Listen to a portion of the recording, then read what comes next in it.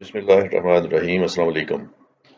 आज पाकिस्तान अफेयर्स के लेक्चर 7 में हम वॉर ऑफ इंडिपेंडेंस पे बात करेंगे और इसकी कॉजेस, इवेंट्स एंड कॉन्सिक्वेंसेस को देखेंगे।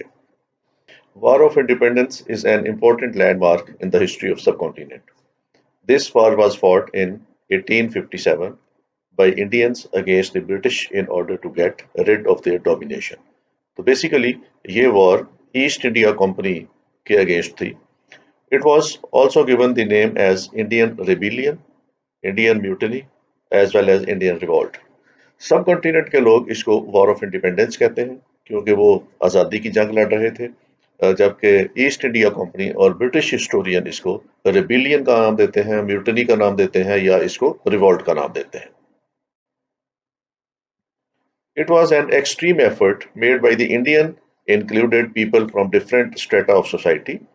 इसमें जो लोग शामिल थे जंग लड़ने में, इसमें डिफरेंट लोग थे सोसाइटी से, जिनमें राजाज थे जो रियासतों के वाली थे, प्रिंसेस थे, इसमें लैंडलॉर्ड्स थे, पीजेंट्स थे और रिलीजियस पीपल थे, रिलीजियस लोग, उसमें लोकल सिपाहीज जिन्होंने म्यूटनी की या जिन्होंने बगावत की अंग्रेज साम्राज्य के खिलाफ या ईस्ट इंडिया कंपनी के खिलाफ, and ordinary people of the India in one way or the other were part of the resistance movement. तो इसमें बहुत से सेगमेंट ऑफ सोसाइटी है जिन्होंने इस वॉर में हिस्सा लिया। अगर इसकी कॉजेस देखने की कोशिश करें, जानने की कोशिश करें कि वॉर ऑफ इंडिपेंडेंस की कॉजेस क्या हैं, तो सबसे इम्पोर्टेंट काज जो इसमें आती है that is the political causes. Political causes में पांच छह बड़ी रीजंस हैं जिसकी वजह से ये वॉर होती है। उसमें पहली रीजन थी कि policy of annexation. East India company ने बंगाल से अपने सफर का आगाज किया तो सबसे पहले उन्होंने प्लासी में जंग की और उसमें फतह हासिल की और उसमें बंगाल पे इनका कब्जा हो गया और ग्रेजुअली वन बाय वन ये एक एक सूबा और एक एक रियासत के खिलाफ फाइट करते गए और इन्होंने तमाम रियासतों को और तमाम सूबों को शिकस्त देकर इन्होंने इसको अपने इक़्तिदार में शामिल किया। तो इनकी इस पॉलिसी के खिलाफ लोगों में रिजेंटमेंट पाई जाती थी। One of the main reason of the outbreak of the revolt was the policy of annexation perused by the British. This policy led to the annexation of several native states, which made the people feel that their rights were being usurped. तो ये annexation की policy उनकी पहली cause थी कि उन्होंने India में one by one सूबों को और स्टेट को उन्होंने अनेक्स किया और इसके अनेक्सेशन के मुख्तलिफ उन्होंने तरीक़ाकार रखे। किसी जगह उन्होंने जंग लड़ी, किसी जगह उन्होंने एग्रीमेंट किए, किसी जगह उन्होंने पुराने रूलर्स को ही कंटिन्यू कराया जिन्होंने सब्जुगेट कर दिया उनको। तो उनकी पॉलिसी ऑफ अनेक्सेशन जो थी वो उसके अंदर बहुत ज्यादा वेरिएशन थी। बहरहाल वन बाई वन उसका एंड रिजल्ट ये निकला कि वन बाई वन उन्होंने तमाम सूबों को और तमाम रियासतों को उन्होंने अपने तसल्लुत में ले लिया और इंडिया पे अपनी हुक्मरानी कायम कर ली और आखिरी स्टेज पे आके फिर इंडियंस को रियलाइज हुआ तो उन्होंने उनके खिलाफ फिर वॉर लड़ी। अगली बड़ी पॉलिटिकल कॉज जो थी that was the doctrine of lapse. Doctrine of lapse was a policy introduced by Lord Dalhousie. इस पॉलिसी के तहत ऐसे रियासतों के ऐसे हुक्मरान जिनके पास मेल हियर्स नहीं थे, नरीना औलाद नहीं थी जिन हुक्मरानों की, उन हुक्मरानों की डेथ के बाद ईस्ट इंडिया कंपनी ने कहा कि उन रियासतों को हम अनेक्स कर लेंगे और उनकी औलाद चूंकि आगे नरीना नहीं है तो इसलिए फैमिली का कोई और मेंबर जो है वो इक़्तिदार में नहीं आ सकता, तो वो स्टेट जो है वो अनेक्स कर ली जाएगी। इस तरीके से उन्होंने काफ़ी सारी स्टेट्स जो थी वो अनेक्स की और उनको आगे हुक्मरानों को या फीमेल हेयर्स जो थे उनको हुक्मरानी का हक उन्होंने नहीं दिया। This doctrine allowed the British to annex any native state whose ruler died without a male heir. This led to great unrest among the people as they felt that their rights were being snatched away.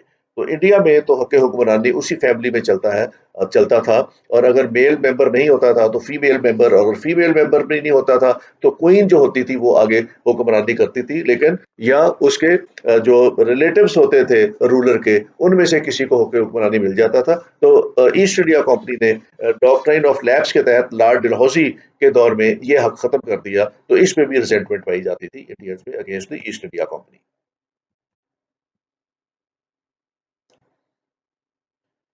अगली political main reason was the discrimination against the Indians. East India company वाले और discriminate करते थे Indians को as compared to the British. The British policy of discrimination against Indians was another important factor that led to the revolt. The British favored European over Indians in all aspects of life, which led to a feeling of resentment among the people of India.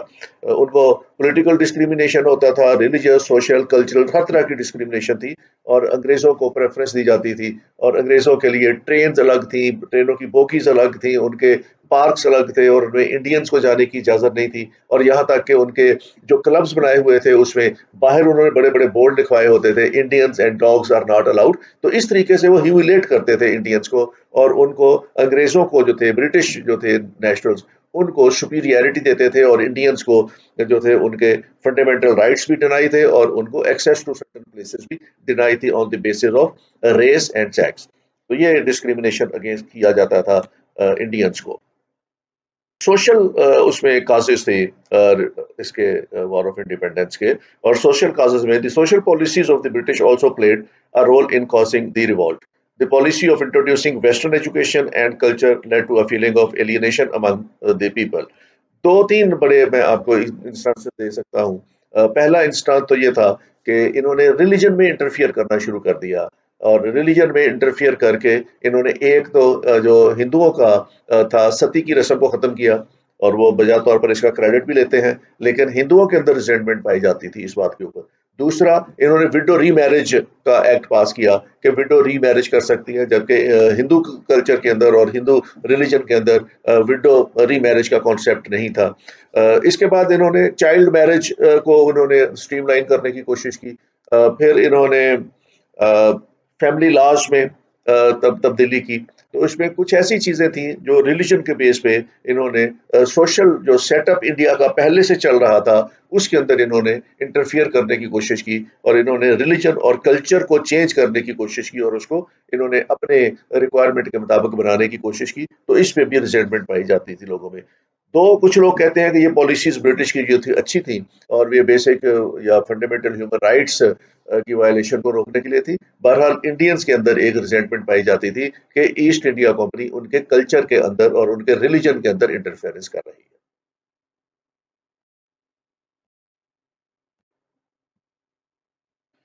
उसके बाद economic reasons जो थी वो बेतहाशा थी. Economic frustration जो बनी cause बनी वॉर ऑफ इंडिपेंडेंस की उसमें occupation of India by the East India company was exploitative imperialism pauperising the colonies for the benefit of the British. जितने भी कॉलोनाइजेशन का प्रोसेस था और ईस्ट इंडिया कंपनी ने जितना भी काम किया उसके पीछे शुरू में इकोनॉमिक फैक्टर्स ही थे कि इंडिया की जो वेल्थ थी या रॉ मटेरियल था उस पर नजरें लगाई हुई थी ईस्ट इंडिया कंपनी ने और जितने भी इंपीरियलिस्ट डिजाइन थे वो एक्सप्लॉयटेटिव थे इन नेचर और वो जो कॉलोनीज जहाँ कहीं भी बनाई थी एक्सेप्ट इंडिया भी जहां भी बनाई गई थी उनका एक ही पर्पस था कि वहां से इकोनॉमिक बेनिफिट्स जो है वो ब्रिटेन के लिए कैसे हासिल किए जा सकते हैं. तो इकोनॉमिक फैक्टर्स का बहुत बड़ा रीजन था. This exploitation through fiscal, monetary and commercial policies transferred huge resources from India, leaving every section of society economically frustrated. तो यहाँ पे फिजिकल पॉलिसी उन्होंने ब्रिटिश के मुताबिक बनाई, मॉनेटरी पॉलिसी ऐसी बनाई जो अंग्रेजों को फायदा दे सकती थी, उनकी कमर्शियल पॉलिसीज जितनी थी वो ऐसी बनाई जो ब्रिटिश को फायदा देती थी. उन्होंने इंडिया को इंडस्ट्रियलाइज नहीं होने दिया. इंडिया को उन्होंने पेरिफेरियल कंट्री रखा जहां से रॉ मटेरियल को एक्सप्लॉइट करके वो ब्रिटेन ले जाते थे, वहां अपनी फैक्ट्रीज में यूज करते थे और फिनिश्ड गुड जो है वो इंडिया में और इसके साथ साथ बाकी पूरी दुनिया में वो फिर एक्सपोर्ट करते थे. तो इंडिया को उन्होंने जानबूझ के इस तरह के फिजिकल पॉलिसीज दी कि इंडिया प्रोग्रेस ना करे और उसके इकोनॉमिक बेनिफिट सारे जो है वो बरतानिया के लिए हासिल किए जाए. Then business and commercial classes got frustrated due to the discouragement of the Indian manufacturing through high taxes, large-scale import manufactured goods from England, and export of only minerals from India, all creating negative multiplier effects. तो जो उनकी commercial policy थी उसके तहत manufacturing जो थी वो India में नहीं होती थी। इंडस्ट्रियल यूनिट सारे इंग्लैंड में लग रहे थे और वो लार्ज स्केल इंपोर्ट जो थी वो यहाँ होती थी मैन्युफैक्चर्ड गुड्स की इंग्लैंड से। इस तरह इंग्लैंड की फैक्ट्रीज और इंग्लैंड का इन्वेस्टर्स फायदा उठा रहा था, जबकि इंडियंस के यहाँ पे रिसोर्सेज और पर्टिकुलरली द एग्रीकल्चर सेक्टर के रिसोर्सेज रॉ मटेरियल की सूरत में और यहाँ से मिनरल्स जो थे वो एक्सपोर्ट किए जाते थे और उसको यूज जो है वो ब्रिटेन में किया जाता था और वहाँ पे मनी मेकिंग सारी ब्रिटेन कर रहा था और एक्सप्लॉयटेशन जो थी वो इंडियन रिसोर्सेज की यहाँ हो रही थी। तो इसमें भी एक इंडियंस के दरमियान एक रिजेंटमेंट पाई जाती थी। Systematic annexation of the princely state by the East India Company through dubious means left hundreds of their soldiers jobless, adding to the pool of disgruntled Indians.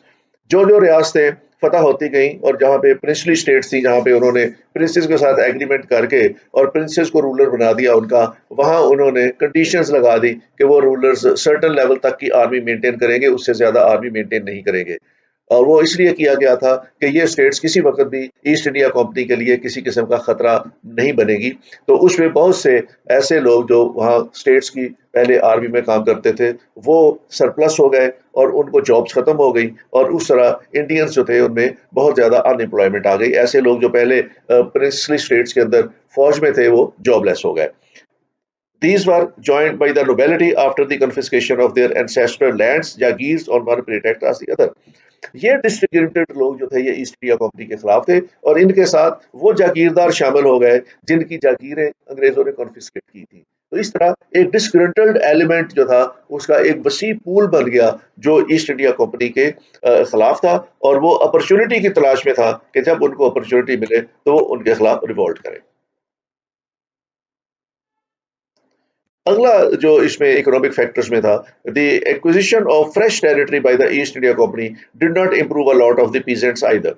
The new revenue demands by the company were even harsher in cash rather than in kind and based as good on good years rather than the average with no relief in lean years. एक तो उनका जो revenue system था east India company ने जो बनाया हुआ था उस रेवेन्यू सिस्टम में उनकी डिमांड्स बहुत हार्श होती थी। वो एक ऐसा साल चुन लेते थे जहां पे फसल अच्छी होती थी और उस साल की बुनियाद पे बाकी सालों के मुताबिक टैक्स फिक्स कर देते थे, लैंड रेवेन्यू का टैक्स। और अगर फसल अच्छी नहीं भी होती थी तो भी टैक्स उसी हिसाब से लेते थे जो गुड ईयर की क्रॉप का होता था। तो उससे फार्मर्स के दरमियान भी और पीसेंट्स के दरमियान भी एक रिजेंटमेंट पाई जाती थी और वो फार्मर्स जो थे वो मजबूर थे वो टैक्स देने के लिए। बेशक उनकी फसल की जो फसल है या क्रॉप है उनकी कम भी होती थी लेकिन वो गुड ईयर के हिसाब से उन पे टैक्स लगता था और वो बाउंड थे उस टैक्स देने के लिए। तो किसानों के साथ भी ज्यादती होती थी और इसलिए किसान भी उनकी इस पॉलिसी के एक सख्त खिलाफ थे। एक और उन्होंने जो ज्यादा तंग करने वाली बात थी किसानों को, they were also asked to provide written proof of ownership of land. किसानों को यह कहा गया कि आप अपनी जमींदारी का रिटन प्रूफ पेश करें कि आप इस जमीन के मालिक हैं।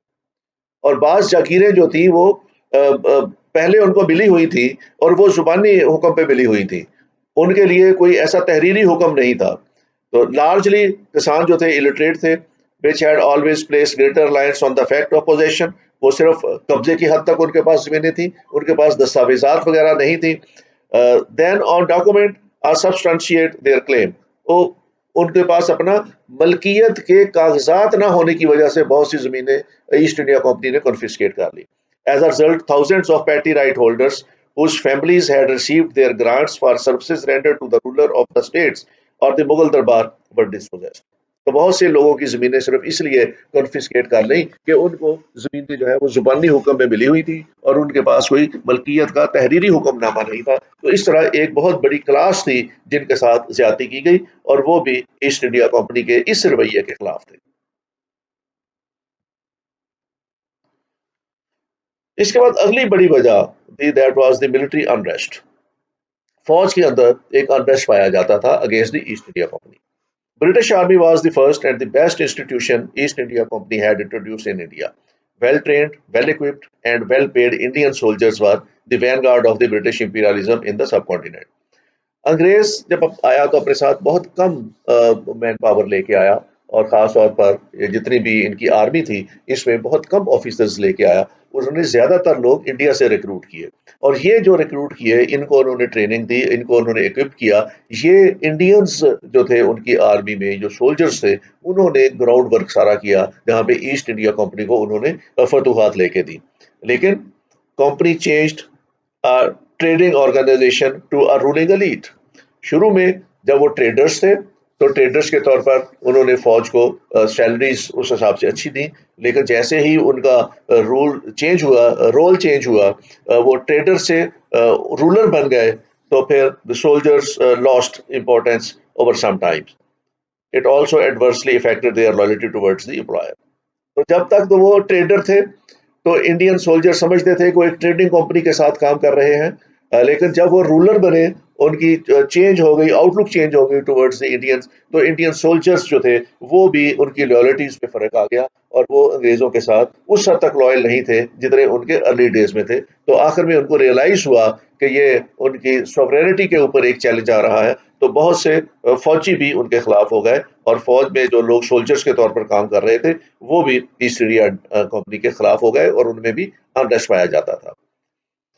इसके बाद अगला जो काम था, वो डिस्क्रिमिनेट किया जाता था इंडियन सोल्जर्स को। इंडियन सोल्जर्स ने बहुत कंट्रीब्यूट किया था for the East India Company, लेकिन उनको उस हिसाब से डिस्क्रिमिनेट किया जाता था as compare to the British officer. At the peak, company had around 50,000 British officers and soldiers in its armed forces against more than 2,80,000 सिपाही। तो जब उन पीक पे थी ईस्ट इंडिया कंपनी, तो उसमें 2,80,000 इंडियन सिपाही जो थे, वो ईस्ट इंडिया कंपनी के लिए काम कर रहे थे, जबकि ब्रिटिश ऑफिसर्स की तादाद सिर्फ 50,000 थी। However, more than 50% of the budget was allocated for the officer and soldier of the European descent. Budget का 50% हिस्सा इन 50,000 ऑफिसर्स के लिए था और 50,000 हिस्सा जो था वो 2,80,000 के लिए था। तो इससे अंदाजा होता है कि जो ब्रिटिश ऑफिसर्स थे, they were highly paid. Chances of promotion of Indian soldiers were always scant, but now they became bleak after the recruitment of the British soldiers in greater number.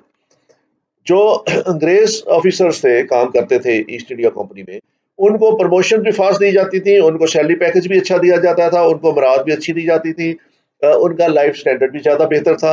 जबकि जो इंडियन सोल्जर्स थे, इनको salaries कम दी जाती थी, इनको promotion नहीं दी जाती थी, ऑफिसर रैंक पे इनको कभी प्रमोट नहीं किया जाता था और इनका लिविंग स्टैंडर्ड भी बहुत पुअर था। तो ये डिस्क्रिमिनेट किया जाता था। इस डिस्क्रिमिनेशन की वजह से भी इंडियन सोल्जर्स जो थे, उनके अंदर एक नफरत पाई जाती थी against the East India company. Introduction of rules against the religious beliefs of the Indian soldiers. जब उन्होंने आर्मी के रूल्स बनाए, तो उन्होंने कुछ ऐसी चीजें शामिल कर दी गई जो इंडियन के रिलीजियस बिलीफ्स के अगेंस्ट थी। इनमें innovation in uniform and order suppressing the wearing of caste mark on the forehead, earring, and even beard were interpreted as attempt to interfere with the faith of the both Hindus and the Muslims. तो मुसलमान जो officers थे, वो दाढ़ी नहीं रख सकते थे, शेव करना जरूरी था उनके लिए। जो इंडियन ऑफिसर्स थे, वो तिलक नहीं लगा सकते थे, माथे पे जो उनको लगाते हैं वो भी उनकी एक रिलीजियस सेरेमनी है। The General Services Enlistment Act of 1856, requiring an oath from everyone to serve even out of India, greatly demoralized the Hindu soldiers who were averse to sea travel for religious reasons. उन्होंने 1856 में एक general services enlistment act बनाया, जिसके तहत India में recruit किया हुआ कोई भी अफसर या जवान, उसको ईस्ट इंडिया कंपनी दुनिया में किसी भी जगह पोस्ट कर सकती है और उनकी सर्विसेज वहां पे भेजी जा सकती हैं। तो इन जो हिंदू कल्चर है या हिंदू ट्रेडिशन है या हिंदू रिलीजन है, उसके में समुद्र पार सफर करना जो है, उनकी रिलीजियस जो प्रिंसिपल्स हैं उनके अगेंस्ट है। तो इससे एक रिजेंटमेंट पाई जाती थी, जो उनके हिंदू सोल्जर्स थे उनमें रिजेंटमेंट पाई जाती थी। तो ये रिजेंटमेंट भी वॉर ऑफ इंडिपेंडेंस में रिलीजन ने भी एक रोल प्ले किया। With the annexation of the native states, the company increased its area of jurisdiction and revenue, but despite discovered that they had lost their privileged status. तो जैसे जैसे east India company area फतह करती गई, उनका revenue तो बढ़ता गया ईस्ट इंडिया कंपनी का, लेकिन उनके सिपाही जो काम कर रहे थे, उनका प्रिविलेज आहिस्ता आहिस्ता वो खत्म करते गए। The annexation of Punjab and Sindh resulted into the discontinuation of bhatta, extra ration for the sipahi who used to get this additional pay for serving in these foreign lands. तो जब पंजाब और सिंध फतह हो गया तो उसके बाद उन्होंने एक्स्ट्रा राशन मनी दी जाती थी फौजियों को, वो खत्म कर दी, और इसकी वजह से भी जो सोल्जर इंडियन सोल्जर्स थे उनमें एक रिसेंटमेंट पाया जाता था। The last straw on the camel back was with the widespread rumors that the cartridges of the new Enfield rifle were encased in paper greased with the fat of cow and pigs, offensive equally to Hindus and the Muslim। तो जो आखिरी इसमें cause बना इसका वो था, ये एक अफवाह फैली कि जो एनफील्ड राइफल्स नई इंट्रोड्यूस कराई गई थी उस वक्त इंडियन सोल्जर्स को, ईस्ट इंडिया कंपनी ने ये नई राइफल्स इंट्रोड्यूस कराई थी, और उन्होंने कहा कि इसके अंदर जो कार्ट्रिज यूज होता है उसमें फैट काऊ और पिग्स की यूज की गई है, और उसमें ग्रीस किया गया है उसको। और इस एनफील्ड राइफल में उस कार्ट्रिज को लोड करने के लिए पहले उसके ऊपर जो कवर चढ़ा होता था उसको टीयर करना पड़ता था दांत के साथ, और फिर उसको इस्तेमाल किया जाता था। तो ये एक अफवाह फैल गई कि इसमें काऊ का और पिग का जो है वो फैट यूज किया जाता है। The prescribed drill for loading the new rifle required the end of the cartridges to be bitten off by the soldier, and act that would effectively pollute them।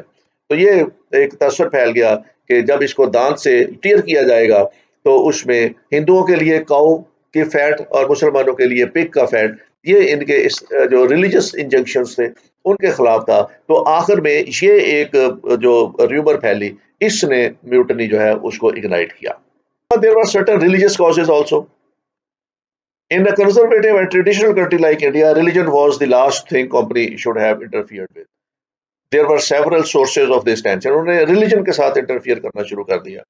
Though not official policy, officers keen to make India a Christian country। तो उसने Christianity को फरोग देने की कोशिश की, which they frequently made land grants to the churches and missions out of national exchequer, generally interpreted as a strategy to spread Christianity। तो Christian churches के लिए उन्होंने लैंड वक्फ करनी शुरू कर दी, उनको ज्यादा फंड्स देने शुरू कर दिए, उसको क्रिश्चियनिटी को प्रमोट शुरू कर दिया। तो इससे इंडियंस में एक रिजेंटमेंट पाई जाती थी कि ये इंडिया को मैसिव लेवल पे कन्वर्ट करना चाहते हैं टूवर्ड्स क्रिश्चियनिटी। इसके बाद फिर प्रीचिंग उन्होंने शुरू कर दी क्रिश्चियनिटी की। Frequent famine left many orphans who were taken into Christian orphanage, और इसमें 1850 में एक लॉ पास हुआ गया, change of religion would not dispossess the converted person of their share in ancestral inheritance, कि अगर कोई बंदा कन्वर्ट हो जाता है टुवर्ड क्रिश्चियनिटी तो उसका इनहेरिटेंस में शेयर उसी तरह इंटैक्ट रहेगा। Sermons by the British officers to their subordinates were normally given privately, but sometimes in official organized functions also created a feeling। तो सरकारी सतह पर इसकी क्रिश्चियनिटी की प्रीचिंग शुरू हो गई, और ये फौज में बाकायदा उन्होंने प्रीचर्स भर्ती किए हुए थे जो इंडियन सोल्जर्स को क्रिश्चियनिटी की प्रीचिंग किया करते थे। तो इसमें भी एक रिजेंटमेंट पाई जाती थी इंडियंस में। अब इसमें ये इग्नाइट हो गई, और इग्नाइट होने का बेसिक जो इमीडिएट कॉज था वो था एनफील्ड राइफल्स के कार्ट्रिजेस। तो उसमें जो इवेंट्स होते हैं वार ऑफ इंडिपेंडेंस में, उनमें सबसे इम्पोर्टेंट इवेंट जो है वो मीरठ में 6 मई 1857, 85 out of 90 Indian soldiers at Meerut refuse to bite the greased cartridges with their teeth. तो 90 में से 85 फौजियों ने ये कहा, ये 85 90 इंडियन फौजी थे, तो उनमें से 85 ने कहा कि हम इसको यूज नहीं करेंगे कार्टिज को, और ना इसको दांतों से काटेंगे। They were proceeded against and imprison for 10 years. उनके खिलाफ कोर्ट मार्शल होता है और उसमें 10 साल के लिए उनको सजा दे दी जाती है। On 10th May 1958, 10th May 1857, the Indian soldiers at Meerut broke into open revolt। तो वहां से 10 मई 1857 को इंडियन जो है वो रिवॉल्ट कर देते हैं मीरठ पे। They release there companions and murdered a few European officers. उसमें जो रवायात में है वो ये है कि 2 वहां पे यूरोपियन मारे जाते हैं, और उसमें उन्होंने जितने भी अरेस्ट किए हुए थे, ये इम्प्रिजन किए हुए थे इंडियन सोल्जर्स, उनको वो रिलीज करा लेते हैं। और on the night of 10th May the mutineers march to Delhi, और ये दिल्ली की तरफ सफर शुरू कर देते हैं, क्योंकि दिल्ली उस वक्त हेडक्वार्टर था मुगल एम्पायर का, और बहादुर शाह सफर जो है वो दिल्ली फोर्ट के अंदर था। तो ये वहां से म्यूटनी का आगाज करके तो ये फौजी दिल्ली की तरफ का सफर शुरू कर देते हैं।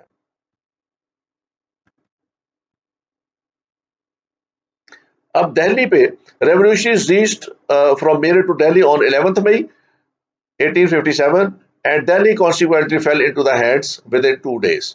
अब इसमें दिल्ली पे इनका कब्जा हो जाता है।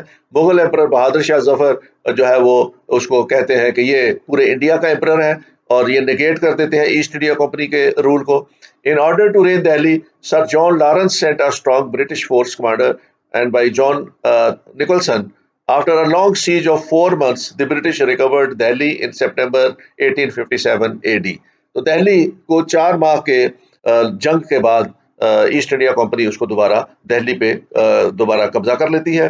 Mughal emperor Bahadur Shah Zafar was captured. His 2 sons and a grandson were shot dead before his eyes, and he was sent to Rangoon, where he died in 1862.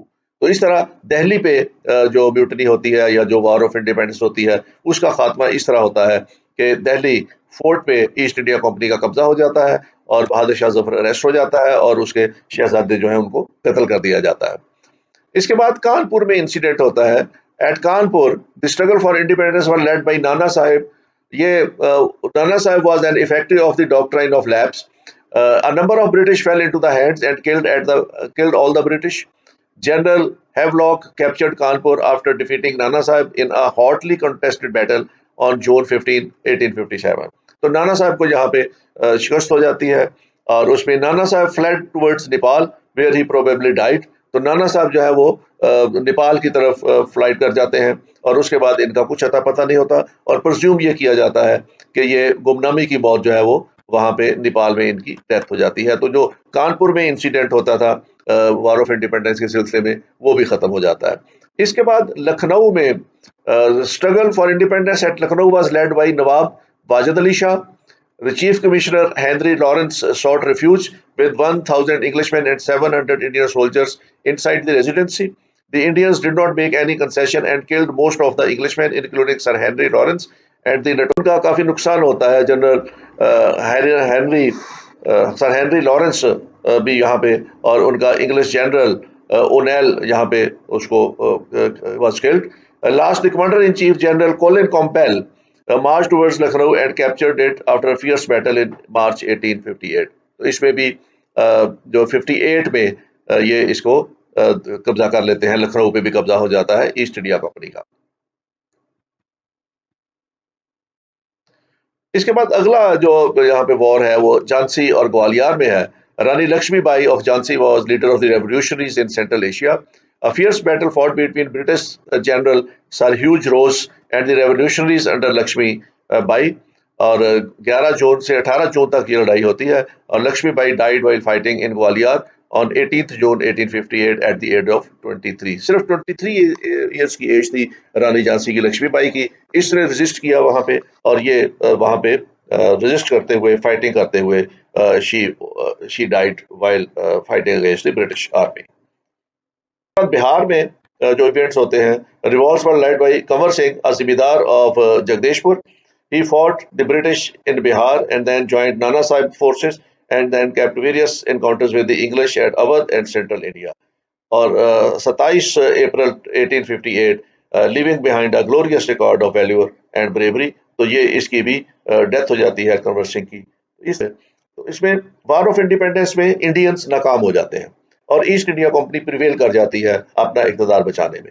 जो कॉजेज हैं वॉर फेलियर हैं इसकी कॉजेज हैं वॉर ऑफ इंडिपेंडेंस के failure की, उन causes के अंदर the foremost cause was the sudden start of the war in confusion without any preparation और प्रॉपर प्लानिंग। ये अचानक शुरू हुई और इस जंग के करने के लिए किसी किस्म का कोई प्लानिंग नहीं थी, किसी किस्म की कोई प्रिपरेशन नहीं थी, किसी किस्म की कोई लीडरशिप नहीं थी। तो ये एक अचानक ही जंग खत्म शुरू हो गई और ये हैफेजर्डली एक जंग लड़ी गई और इस तरह की हैफेजर्ड जंगें अगर लड़ी जाएं तो उसका अंजाम इसी तरह होता है जैसा ये वॉर ऑफ इंडिपेंडेंस का हुआ था। Secondly,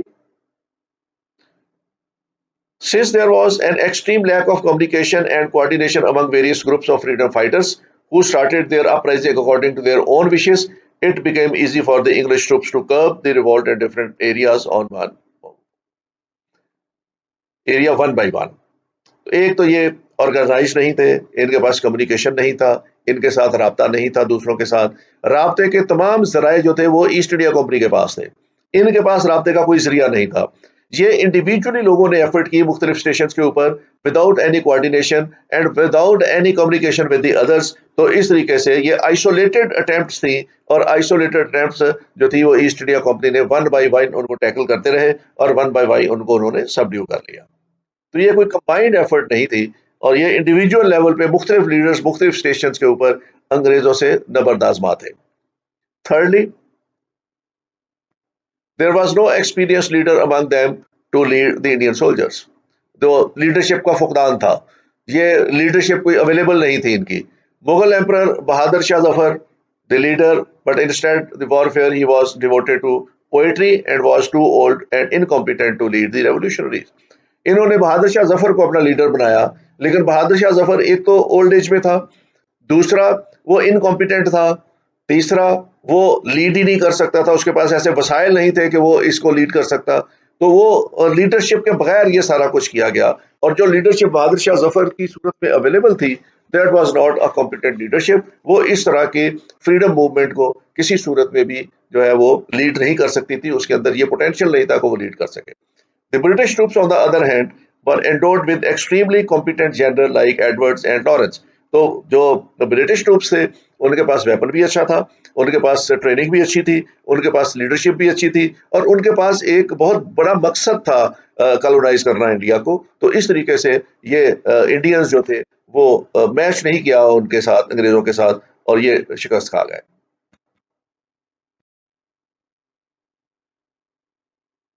Fourthly, the Indian troops were modern and striking advanced not only in warfare but also in new ways of swift and speedy communication. अब अंग्रेज ट्रूप्स जो थे वो बहुत बेहतर थे, उनकी ट्रेनिंग बेहतर थी, उनका कम्युनिकेशन सिस्टम बेहतर था, उनके पास इक्विपमेंट बेहतर था, उनके पास स्ट्रेटजी बेहतर थी, उनके पास मैन पेपर ह्यूमन रिसोर्स उनके पास बेहतर था।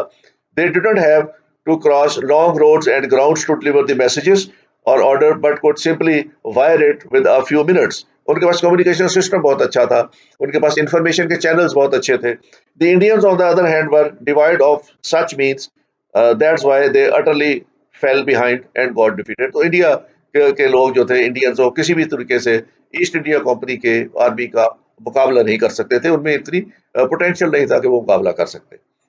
Fifthly, the English had full command on waters due to their advanced navy. They got enforced from their Crimean front to counter Indian aggression without any delay. Being equipped with modern weapons, especially Enfield rifles, they could hunt down Indians who were still fighting with their sticks, swords, daggers to fight their highly powerful opponent. तो बेसर सामानी की हालत में ये एक जंग लड़ी गई, वॉर ऑफ इंडिपेंडेंस। इसमें कुछ जगहों पे ऐसा हुआ कि जो फौजी थे उन्होंने अपने कैंटोनमेंट्स पे रिवॉल्ट किया और अंग्रेजों से वो असला छीन लिया और असले को उन्होंने इस्तेमाल किया वॉर ऑफ इंडिपेंडेंस में, लेकिन वो असला भी कुछ देर के लिए चला, फिर उनके पास एमुनिशन खत्म हो गया और एमुनिशन खत्म होने के बाद वो वेपन भी उनके लिए जो है वो बेकार हो गए। तो ये बेसरो सामानी की सूरत में ये जंग लड़ी गई, और इसलिए मुसलमान जो थे या इसलिए इंडियंस जो थे वो इसको सही तरीके से मंतकी अंजाम तक नहीं पहुंचा सके।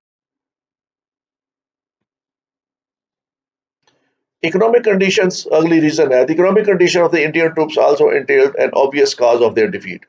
On one hand, the war started out of awkwardness, mismanagement, and lack of planning, and even the emperor was practically penniless, who was asking for loans from Delhi landlords, but they were determined to save their money, not their freedom. बेसरों सामानी की हालत में जब पैसे की जरूरत पड़ी तो emperor का खजाना भी खाली था, और वो अपने रोजमर्रा की जरूरियात के लिए जो दिल्ली के लैंडलॉर्ड थे उससे वो लोन लिया करता था। तो जंग के दौरान उन्होंने भी लोन देने से इनकार कर दिया। The British troop on the other hand had been wealthy because the prosperous regions of Indians were totally under their control. तो उनके पास बेहतर इकोनॉमी थी, उनकी इकोनॉमिक कंडीशंस जो इंडियंस की थी जो वॉर कर रहे थे, रेवोल्यूशनरीज की जो थी वो खराब थी। तो वो वॉर जो है वो बहुत बहुत बेहतर हालत में उस वक्त लड़ी जा सकती है जब वॉर में इकोनॉमी वॉरियर्स के पास हो। तो इंडियंस के पास इकोनॉमिक कंडीशंस खराब थी, उनके पास जंग में लगाने के लिए पैसा नहीं था, और दूसरी जो एक बड़ी रीजन थी कि उनको किसी जगह से भी एक्सटर्नल सपोर्ट नहीं मिली। इस पूरी वॉर ऑफ इंडिपेंडेंस से किसी ने उनको सपोर्ट नहीं किया। अगर उनको किसी नेबरिंग कंट्री से सपोर्ट मिलती तो शायद ये वॉर ऑफ इंडिपेंडेंस की सिचुएशन इससे मुख्तलिफ होती जो इस वक्त हुई है। Another major reason was the treachery of the Sikhs, who had been grudging fighting against Muslims for a long time. The East India Company took advantage of their feeling of antipathy and aroused them towards their own countrymen. Sikh states like Patiala and Jind helped the English troops in crushing the native disturbance in Punjab. तो सिख जो है वो इस जंग में neutral नहीं थे, वो अंग्रेजों के साथ थे। उन्होंने अंग्रेजों का साथ दिया और सिखों की स्टेट्स ने, और उन्होंने वॉर ऑफ इंडिपेंडेंस के खिलाफ अंग्रेजों का साथ दिया और अपने अपने एरियाज में उन्होंने वॉर ऑफ इंडिपेंडेंस के खिलाफ जंग की और उनको सबडू किया। NWFP, there were certain feudal lords like the Wali of Swat displayed their allegiance to the alien rulers. इसी तरह पंजाब में भी बहुत से जिम्मेदार जो थे उन्होंने अंग्रेजों का साथ दिया और वॉर ऑफ इंडिपेंडेंस में अंग्रेजों के साथ मिलके वो इनके साथ लड़े, फौजियों के साथ लड़े, और उन्होंने उनको न सिर्फ शिकस्त दी बल्कि उनमें से बहुत सौ को अरेस्ट करके उन्होंने अंग्रेजों के हवाले किया। Even the Indian army, there were some traitors like Maulvi Rajab Ali and Mirza Ilahi Bakhsh, who were honored and awarded with influence of providing information to the crown about whereabouts of the Indian emperor.